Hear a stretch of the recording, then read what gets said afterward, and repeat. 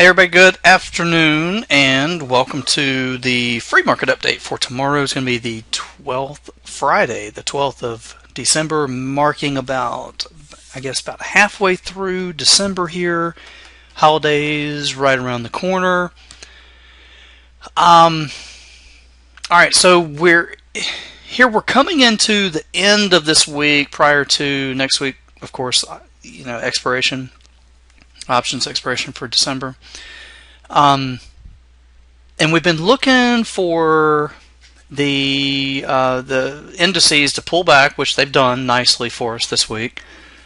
It's been pretty volatile, but they've cooperated in that they've successfully pulled back. I mean, it's been a tough ride just to be short and stay short, but here they are. Given today's trade, now when we were trading on the highs earlier today, I thought to myself, I was thinking, oh my goodness, I'm wondering if we've seen the lows, and they happen to come in today. Given the fact that this 55 area up here in the ES on this voodoo, wouldn't you know it, this voodoo line was rejected, price out all the way back down here. To be honest with you, I think we're going to see a little bit more follow through lower tomorrow, and then we buy them probably, my thinking is about midday tomorrow around noon, 1 o'clock, right in there. Now, what I've done is I've added one more moving average here for you. These are the ones that we like to use in our TTM trading, and that is there's an 8, a 21, a 34, and here's a 55. Now, we don't talk about the 55 much. It's not often we see it. Most of the pullbacks are, of course, with the strength of this market, most of the pullbacks have been into the 34. Here we are with a possibility, I say even likelihood of our seeing, if just a little bit more follow through tomorrow down into this area. We hopefully then we'll say, okay, about midday tomorrow, we'll be looking for the lows to come in. Any little turn off of that, and we start buying them with the idea that you hold them over the weekend and you start letting them out. I would say probably around Tuesday, because Tony's reminded me that we've got the Fed meeting next Wednesday. Now, absent that, I'd be looking for this thing just absolutely to trade higher throughout next week into the expiration, and that is the norm, and that is what we talk about. That's what we've talked about month after month after month. However, please note next week the Fed midweek, and there is even some talk about maybe some change in the language, and with that you have to imagine if that's the case, the stocks are initially on that going to break, and that would be on Wednesday.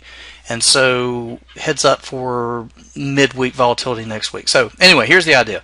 Maybe a little bit lower tomorrow midday. Any bounce off right in here, this area, we start buying them. And hey, if that works, and I mean the rest of this has worked, from the highs sitting down into the latter part of this week. If this part works, then we got another good little trade on our hands where we can hold them for a few days and let them back out Tuesday or so next week. So anyway, hope this helps. You guys have a good trade, a nice evening, good weekend for that matter, and catch you at the next update. Good night.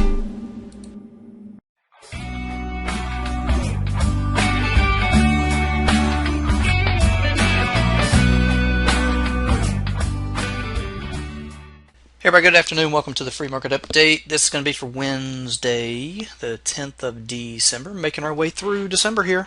Got a point to make here. I want to start by drawing your attention to this daily S&P chart. All right. See this high right up in here? That is back on the 19th of September. All right. Switch gears. I'm going to take you to the Russell chart. Remember the date, the 19th of September. Question. Where was the Russell on the 19th of September? Was it at its highs like the S&P was? Answer, no. It was well off its highs. Point being, it broke first and started the descent, which led to a 10% correction. Question again. What day did the Russell make the turn off the lows here? Turn up off the lows. 1014. Okay, let's go back to the S&P. Question, what day did the S&Ps really make the turn off of the lows here, as you can see? Answer 1017. You could answer 1016, 17, doesn't matter. The Russell made the turn first. That's the point I'm making. All right. And the reason I'm making this point is now I want to draw your attention to the present. You see the sell symbol that, or sell signal that's trying to populate here on the day today for the ES, which by the way opened 20 lower and filled the gap. Traded down to essentially the 34 EMA and bounced very nicely from there. I'm going to take you back to the Russell and make a point. Do we see that in the Russell? Answer no. The Russell sat down immediately, reversed course, and it was first. Intraday, trust me, it was first. It filled its intraday overnight gap today while the S&P still had a 15 full point deficit to make up. 15 handles shy of making its gap, the Russell was at its overnight gap. These types of market correlations are those which you have got to pay attention to. And if you miss these kind of things, then you're not as sharp in your trading as you can be and otherwise would be. The point I'm making here is the Russell's telling me that we're quite ready very soon to making the bid for higher again. I'm going to look for that low to be this week sometime. Maybe it's tomorrow, maybe it's Thursday, probably Thursday or Friday, but nonetheless, if you're a swing trader, you're going to be looking to buy this break and very likely, I do believe, hold it throughout not only the end of next week into the expiration, but into the end of the year and the first part of next year. So, hope this helps. You'll have a good trade. Nice evening. Catch you at the next update. Good night.